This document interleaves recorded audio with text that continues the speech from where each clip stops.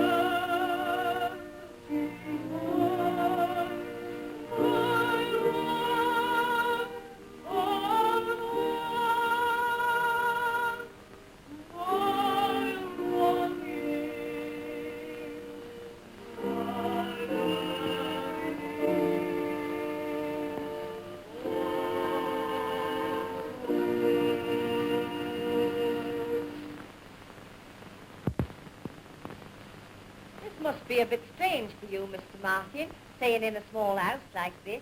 Very nice, Mrs. Morgan. I'm enjoying it. It's a change, and a change is as good as a rest, you know. What's the program today, Gwen? Oh, you'll see. Get your coat and collar and tie off. Get them cricket flannels out, lass.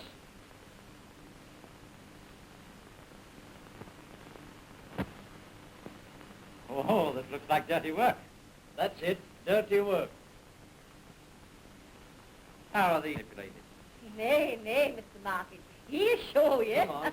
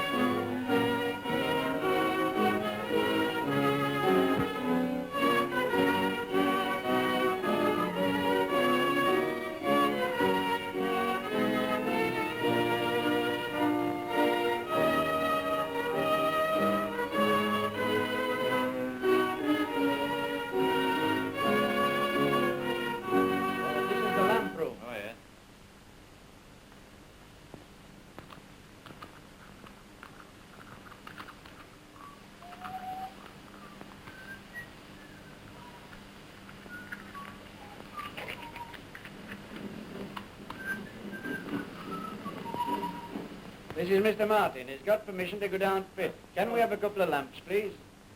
Yes, of course. Thanks.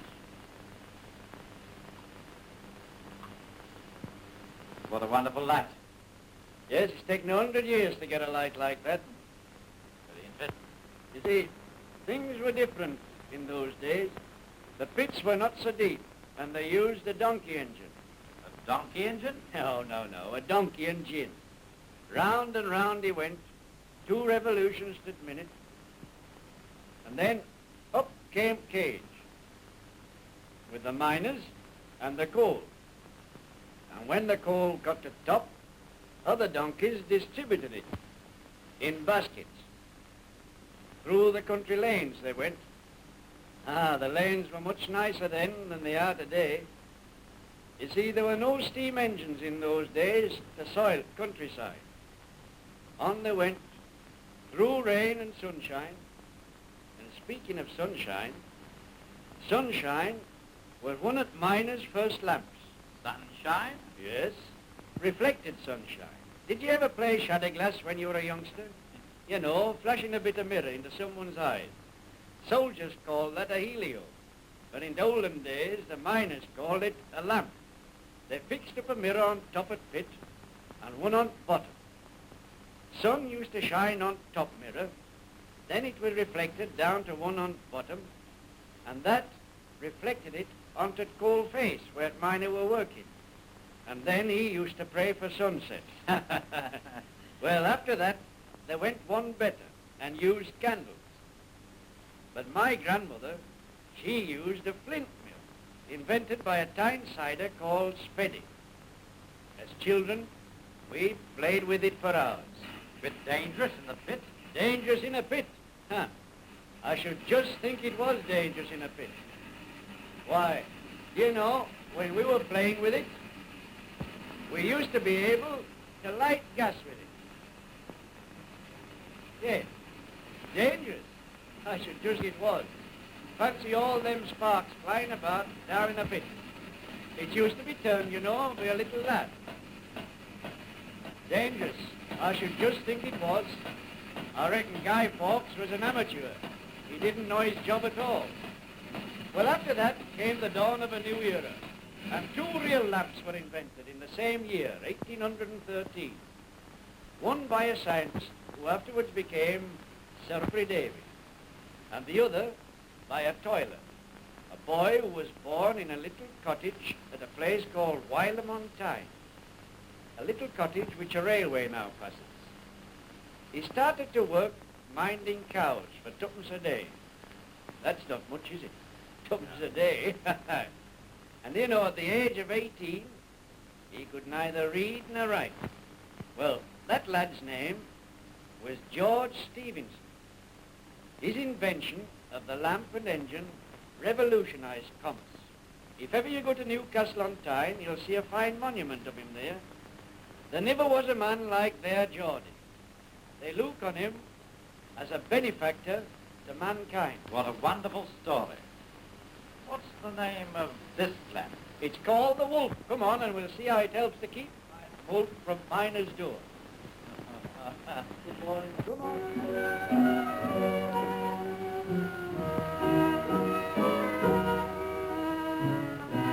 This is engine house. After you, Mr. Martin. Thank you. This is the engine that supplies all the electric power that's used below ground. Here you are, look, watch this chap. How's she going? Fine. She says she's going fine. I thought it would. Always going fine. Come on, mind you don't slip there. Now look at this. See that? What's the name of this engine? VTH turbine, eh? VTH turbine. That down there, what's all that for? See? He knows all about it, this chap.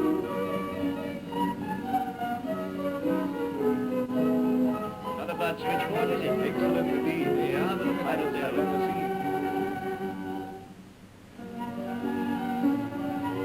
Now this is called the compressor house.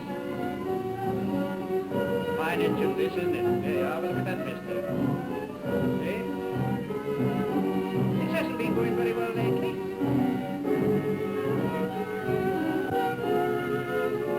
Come on now, we're going to shaft it. Very interesting, very interesting. Oh, I'm glad you're liking it. Now these are elevators, you see. They bring coal from shaft head right down to there to what they call tiplets. There you are, there's one just going over, watch it. See? There you are.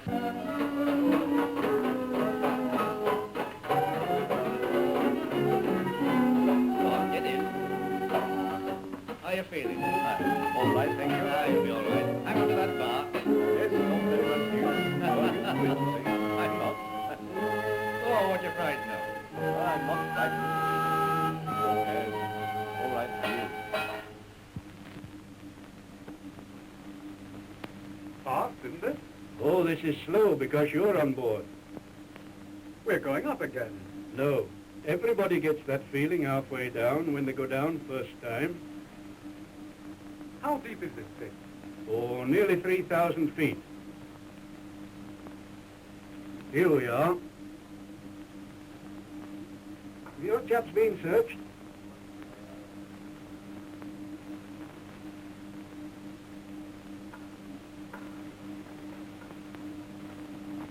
Round here, Now there's a motor haulage engine. Full stubs on what's called main haulage. That means main road.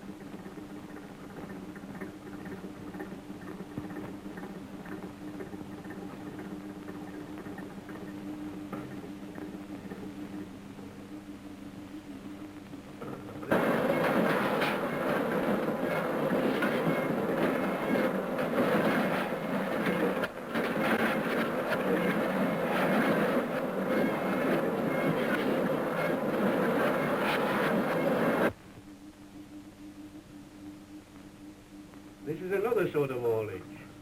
Hornets.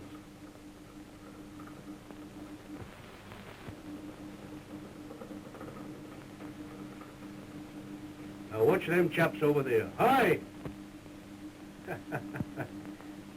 They're spotting winners. Sometimes. Well, that's what they call surveyor. Prevents us going into old workings, tapping water. If we tap water, then it means pumps, not picks. Hello, here's a new shift coming in.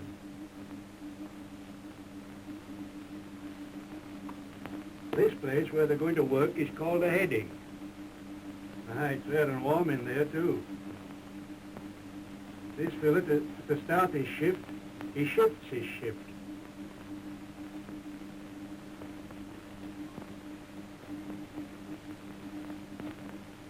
They examine this place for gas to see if it's quite safe before they start their work.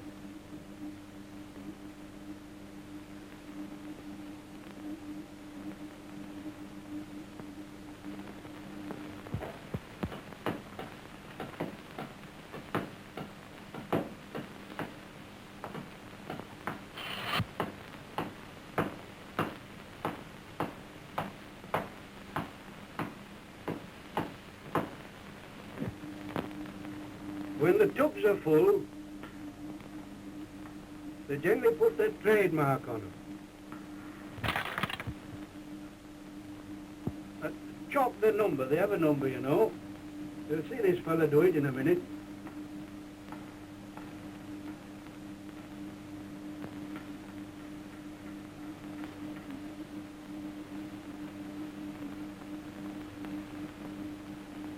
That's so they know just how much coal they've got out.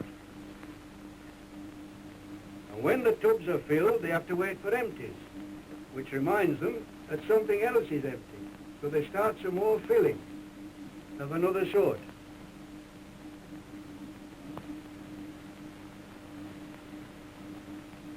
It's generally bread and beef on Monday. Cold beef. There's no hot lunches down here. And bread and dripping rest of week. Perhaps they'll have an onion now and then with a bit of coal dust on for salt. Now look down that road down there. See? See that thing down there? That's that coal cutter I told you about when I was in London. See it going?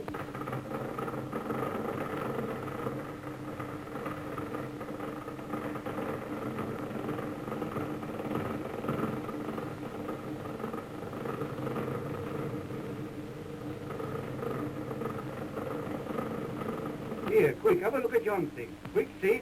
That's what they call a stone duster. When there's an explosion, coal dust quickly spreads the fire. But this stone dust, mixed with coal dust, helps to stop the fire spreading. It gets in every nook and corner. Come on, now you're 2 miles away from the bottom of the shaft. Look out. Let these fellas come by with their Rolls Royces.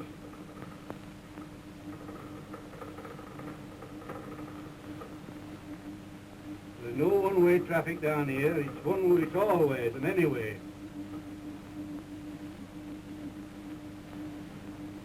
This is a new road they're making. It's dangerous yet. Very dangerous. Would you like to go down? Come on then.